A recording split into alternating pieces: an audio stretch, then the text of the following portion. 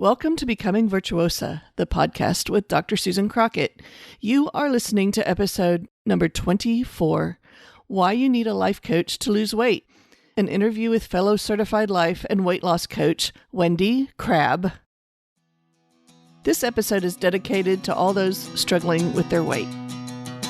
Welcome to Becoming Virtuosa, where women learn to love their lives. Do you find yourself frustrated by society's expectations? Looking for practical advice on how to discover your talents and level up your life? You found the right place. Here's your host, U.S. News top doctor, robotic surgeon, and certified life coach, Dr. Susan Crockett. Hello, my virtuosas. I'm your host, Dr. Susan Crockett. You can call me Sue. I'm having a delightful day today, having a nice interview with my friend and fellow coach, Wendy Crabbe. I am so grateful to be here today.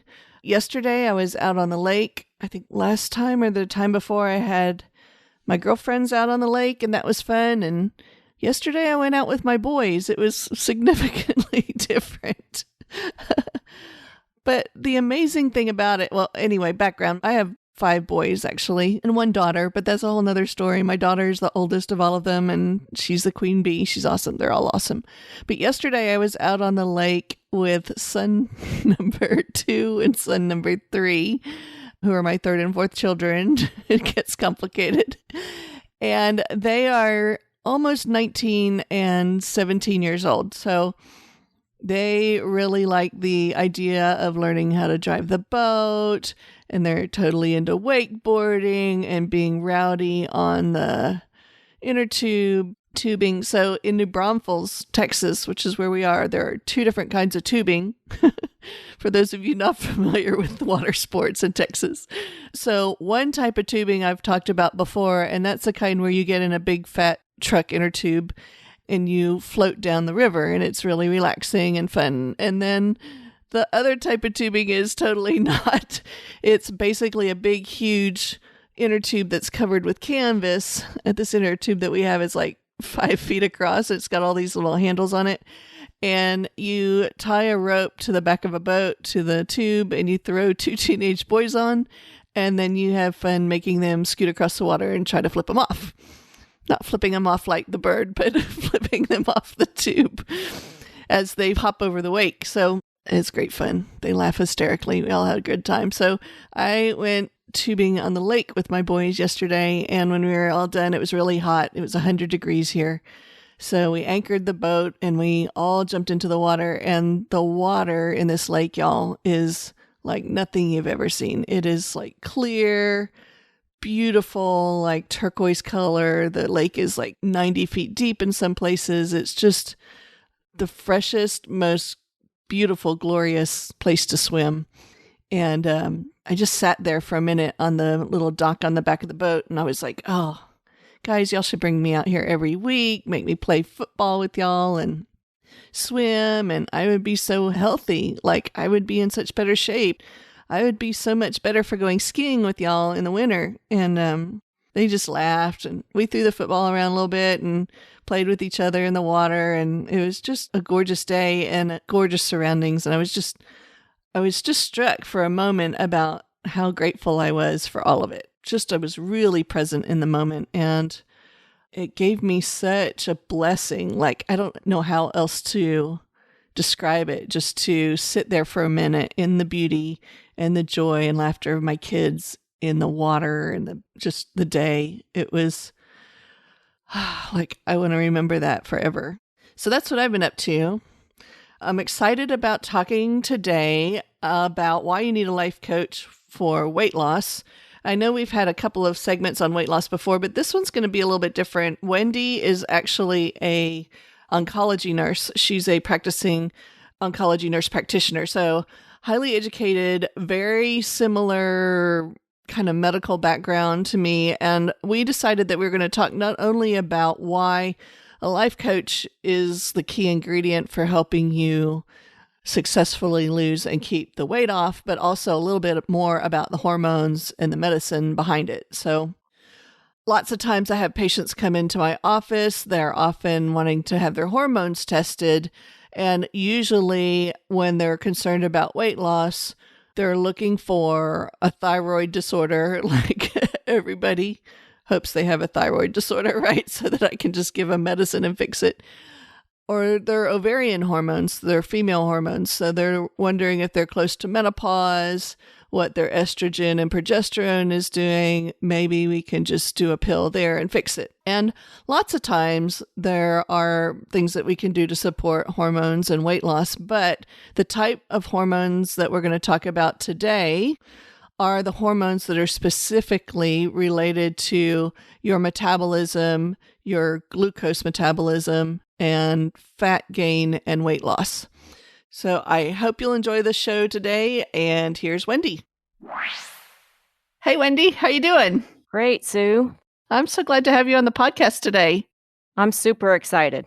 The thing that we're going to talk about today, we've had a couple podcasts about weight loss and eating, but the thing that we're going to talk about today with you that I think is so important for our listeners, and especially as a physician, I've been wanting to discuss for a little bit, is our hormones and their effect on eating. I think there's a lot of room to clear up some misunderstandings and learn about that today. So I'm really psyched about you coming on and chatting with us about that today. Right, me too. But yeah.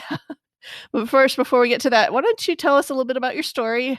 Who are you? Where are you from? How'd you get to the life coach school and certification, and specifically into this part of the coaching world? Sure. Well, I'm Wendy Crabbe, and I'm a certified life and weight loss coach.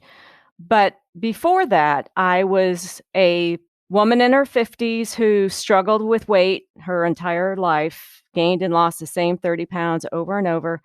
Wow. And then I was also struggling with a lot of my relationships and really wanted to work on myself. And I found, I had been listening to some podcasts, and I found the life coach school.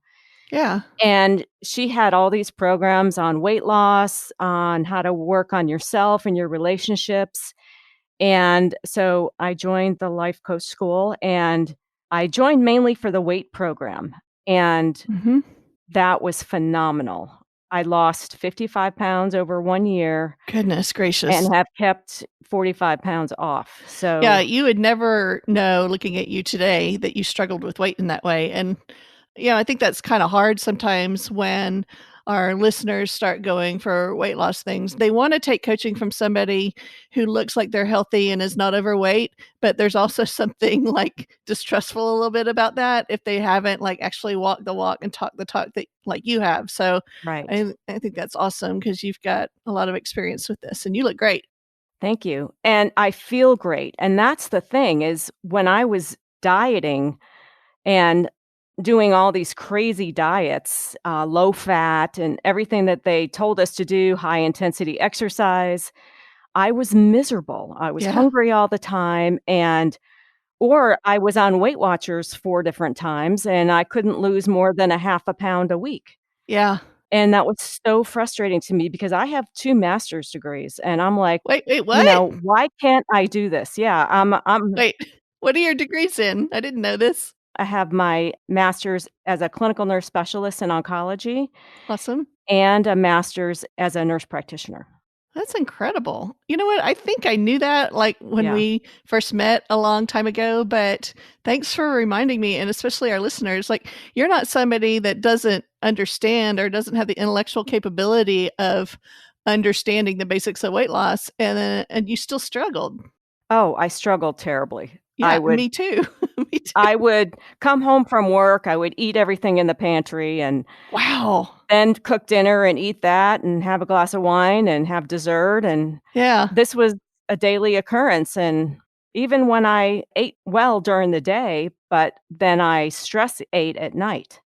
You know what? That is a story I hear over and over again from my patients because a lot of the patients that I see have day jobs, and it's kind of gotten interrupted with the COVID stuff. But the classic story is they have a day job and they do pretty well during the day, and then they get home at night and everything is fair game because they're tired. And that's right. They just want to numb everything. Yeah, and eat because they're hungry and they've been delaying. And, most of the patients that I see also are educated and they have jobs and they're smart women and they I forget where I was going with that. They're successful in every other area of their life but weight loss.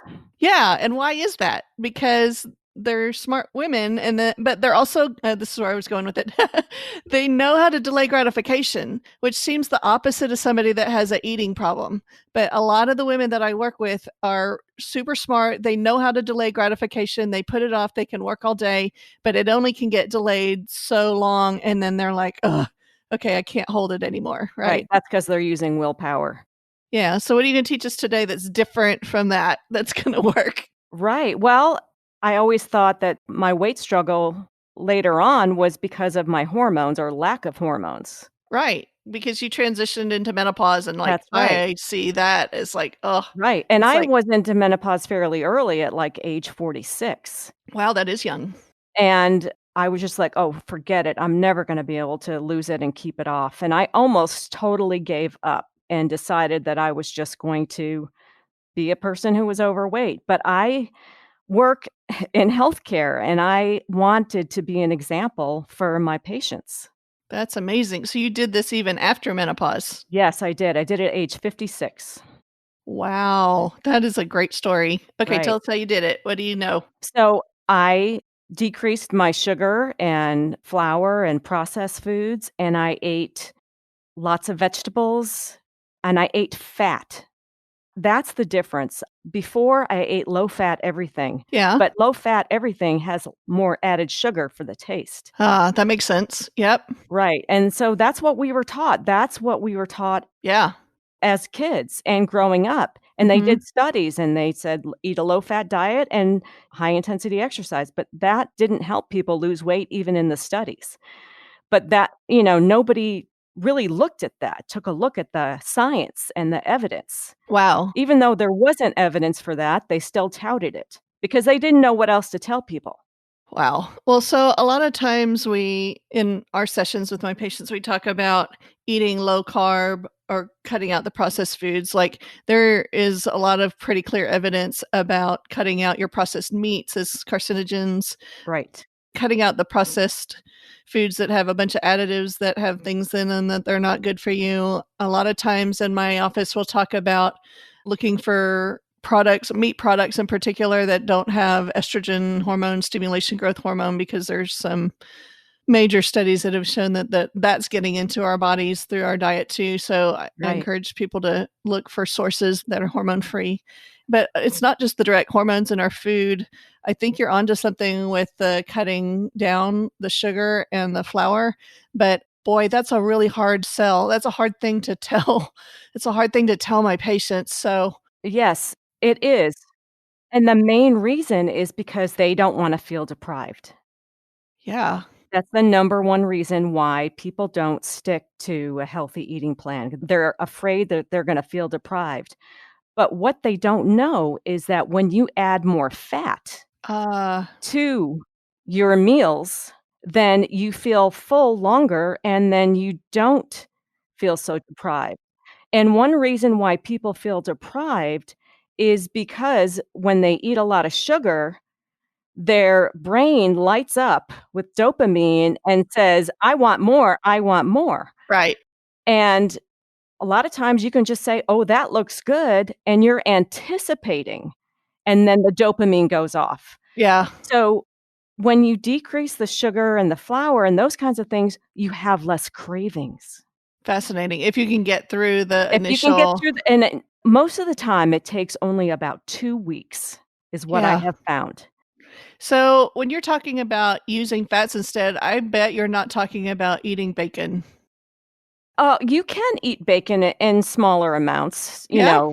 the non-cured, and Mhm. better for you kinda bacon, uncured bacon, but it's better to do more healthy fats, olive oil, avocados. I love avocados. Right. You can have full butter.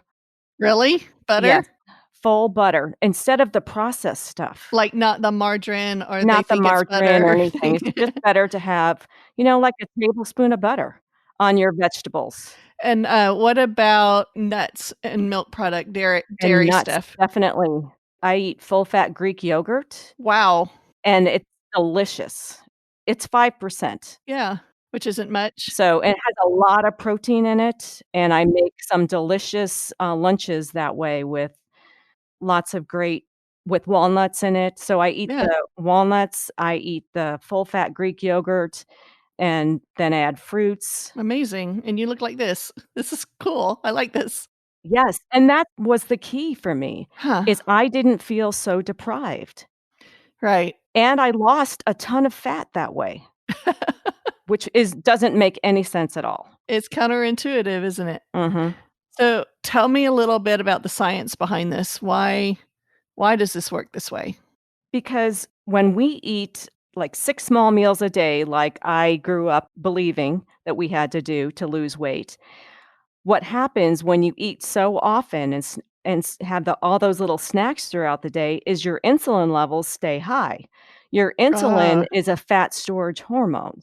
so every time you're eating something, you're bumping your insulin level up, That's right? right. So it stays high all day long. So if you're already overweight and you keep eating those little meals all throughout the day, even if it's healthy food, anything that we eat will cause your insulin levels to go up. Fascinating. So instead of burning fat, letting your body, the insulin go back down between meals, we keep it up like this, high.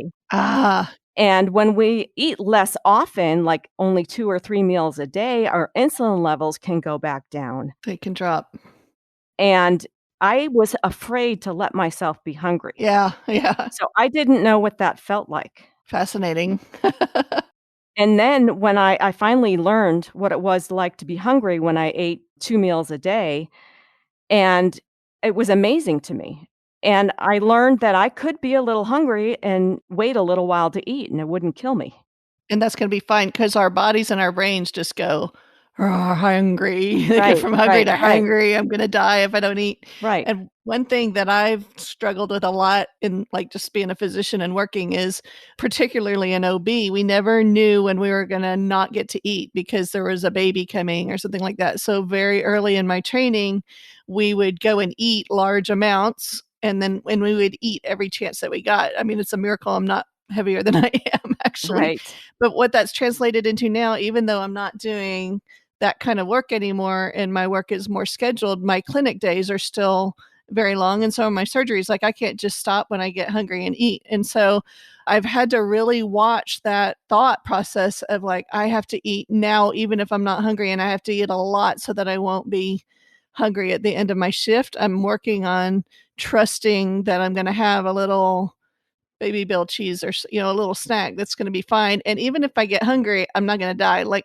my mind and my body think they are, but I can just tell them to go like dine in. I got plenty of fat to right. We metabolize. do. Like, We have plenty of fat stores. and if I can let it sit for just a minute, then the fat store will start kicking in. I'll get a little ketogenic, and that's the opposite of the high insulin levels.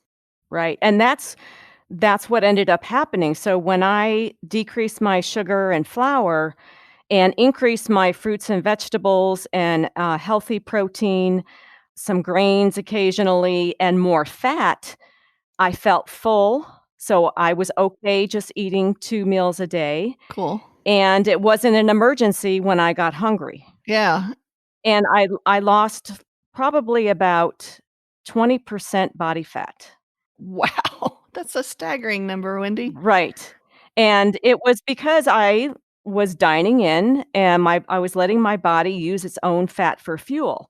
I think I was insulin resistant, which means your insulin levels just stay high all the time. Right. And so I didn't know when I was hungry or full. So there's two other hormones that don't work very well when our insulin levels are always high, which is our hunger hormone, the ghrelin. I know, I love that name. It sounds like the goblin, right? Like the hunger Right. goblin, the Well, I ghrelin. think of it like grr, when you're Grr. hungry, grr, ghrelin, and then the leptin, which tells you when you're full and, no longer hungry. So those hormones are also out of whack when our insulin levels are always high. So when those start to normalize, then we're like, "Oh, I don't need to have this right now. I can wait a little longer and it's okay. I'm not gonna die." Huh. So that's why intermittent fasting is what I do that's how I lost the weight, and that's how I've kept my weight off. I love eating that way. I feel I have more energy. Hmm. And you might think, well, if you don't eat from like 6 p.m. to noon the next day, that's 18 hours. I thought breakfast was the most important meal of the day. Well, it's not necessarily. Right. So there are people that want to eat 3 meals a day. So if that's you and you want to do that, that's fine. People can do whatever they need to do. But for me and for my hormone situation and regulating the insulin, that is what worked for me. So I want to back up a little bit and talk just a little bit about what intermittent fasting is, because I see that word thrown all over Facebook these days. And I think there's a lot of misunderstanding about what it is. It's something that I teach my patients, and I have been experimenting in different ways on myself. So just give us a good definition of what intermittent fasting is and what it's not. Sure. So intermittent fasting is basically you fast every night when you We go to do. We sleep. all fast every We all night. So fast it's, every night. So the last time you ate to the time that you break your fast in the morning or breakfast, that's where breakfast came from, yeah. your Oh, wait, your wait. body's fasting. Don't skip over that. That's where Breakfast breakfast came from. That's was where the word break the came from. fast? Break No the kidding. fast. I Mhm. didn't know that. Okay, so all of us fast overnight when we sleep Right. anyway, so that's not scary. No, that's not scary. And so what you're doing when you're like, when I don't eat from 6 p.m. until noon the next day, I'm just increasing the time that I'm fasting, and I'm letting my body use my own fat for fuel. Okay, and then you picked a window for eating between 12 and 6 o'clock. Right. That one I've been working on. I usually, when I'm doing this, I do coffee in the morning. Yes, So, but I'm not eating any carbs or putting sugar in it or anything. And then I naturally get hungry around 10 or 11 o'clock. So is not difficult for me to go until 10 or 11 o'clock. And so my fasting window goes from like 6 p.m. the night before, which is when I finish dinner, to about 10 or 11 the next day. And I can eat a good meal, and I don't have to be super strict about whether it's 11 o'clock or noon, right. because sometimes my lunch hour is different than others. And then that gets me through most of the afternoon. And then I eat dinner around 5 or 6 o'clock. So we're not calorie depriving in this type of fasting. In fact, you're going to eat the same number of calories that you would have spread out over the day. It's just That's exactly right. bunching it into. So, there's all kinds of different fasts. A lot of them are like no food or water only for, I'm not even going to go into all the different kinds of fasts. But the point is, we're not calorie or nutrition depriving at all when we do it this way. Not at all. And you get to decide what works for you. Yeah. And that's the best part is, you get to decide what your eating window is. But the beauty of it is it saves a lot of time, and you don't have less energy doing it either. Interesting. But it saves the time because you're not spending so much time preparing and Preparing thinking about and and eating and eating. thinking about what you're gonna eat next, which is another thing that I wanted to talk about, which was the true secret to my success, which is planning meals ahead of time. And this is where a coach can come in and be really helpful. Right. Okay, so tell us a little bit about why the life coach is so important in being successful in all of this, because we've talked about all the physiology and the eating and like, well, if I know all of that, why do I need you? Why do I need a life coach to help me? I think what's interesting is that we beat ourselves up for failures in the past. Mm, And instead of using what worked in the past and building on that. yeah, that's true. So that's what a coach can help bring to the table is help you figure out. I don't tell people exactly what to eat, but I help them develop a plan that's going to work for them, their health, and their lifestyle. So they get to work through it with you. You're helping them That's right. That's tease right. out those bits that are helpful. I love that. And then what happens is when you decide that you're gonna eat less or not eat a certain food that day, you're gonna still want that food, and when that comes up, I also give people tools to how to deal with cravings, Mhm. how to avoid stress eating, Yep. what to do instead, Yep. and planning for specific events because food is everywhere in our society. Oh, yeah, you can't get away from it. It's not like a gambling addiction or Right. Everything is surrounded by food. yeah. Yeah, So we have to eat. We can't just give it up that's completely right. and go That's right. cold But we turkey. don't have to use the event like the 4th of July as a tool to overeat. Right. We can use it to stay on plan or, I also advocate having a joy eat once a week or twice a week, whatever people like to do, where you pick a food that you've been craving and have it, And enjoy it. whether it's an ice cream sundae or enjoy the heck out of it instead of eating it real fast in the pantry. Right. From the scarcity Right, deprivation model, right, right? right. I love that idea. Those are great Mhm. ideas. Yeah. Okay, Wendy, it's been great having you on the show today. So much great information around this. You're so knowledgeable, and I just love hearing what you have to say about all this. What would you want to leave our listeners with if you have a final thought for them? You bet. Thank you for having me on. You're welcome. So, for weight loss, it's really only 20% about the food. Because otherwise, if it was only about the food, we could all be thin. Right? It's 80% how we think and feel about food and all the old thoughts and beliefs and our childhood expectations around food All of those things. and using food as entertainment, stress, eating, everything. So Yeah. that's what it is, and that's why you need a life coach to help you navigate all of those areas. Very cool. So, our listeners know that we're doing this series of interviewing our coaches that are working with us, so they know they can find you through virtuosocoaching.com. But where else can they find you? Tell us a little bit more about the extra programs you have and where they could reach you if they wanted to do some specialized work with you. Sure. So my website is www.weightlosswithwendy.coach. Cool. And I have a 4-week quick start weight loss guide that I've developed for people that wanna rip the Band-Aid off and get rolling right away. Yeah.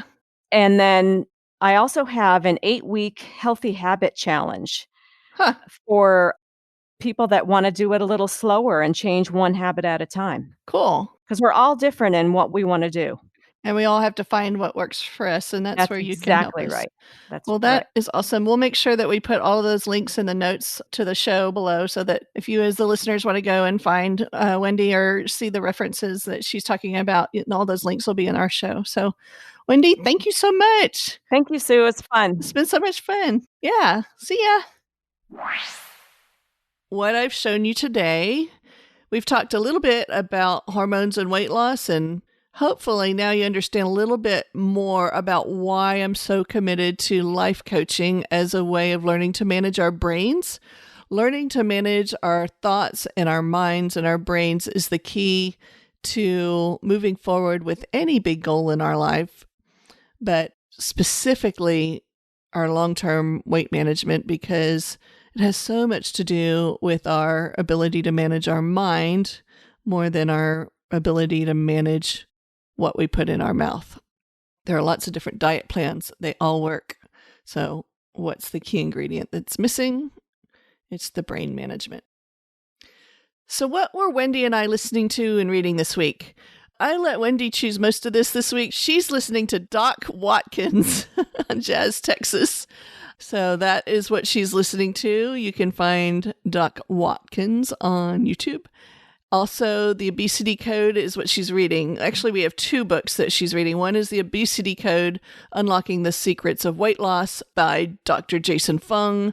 Excellent book. It's part 1 of the Wellness Code. And I hope you'll pick that up and enjoy it. Second book is Atomic Habits by James Clear. This is an excellent book about making small changes to change your habits. And then I chose what I'm watching this week. I think I'm the last person in America to watch Hamilton. I had wanted to go see it on Broadway and had never gotten up to do that. So Disney Plus is now streaming Hamilton in case you haven't heard about it. And if you haven't seen it, it is amazing. So next week, we are doing something a little different. I'm very excited about it. We're going to talk with Meg Tilton about how to be in control of your motherhood. That's right. That's right, ladies. We're talking about motherhood. So any of you who have friends who are feeling out of control in their motherhood, tune in for my interview with Meg Tilton next week. That's all, my virtuosos. I hope you have a great week. Love always, Sue. I will see you next week in episode 25. Thanks for listening to this episode of Becoming Virtuosa. If you want to find out more, come check out virtuosacoaching.com. That's virtuosa with an A, coaching.com. See you next week.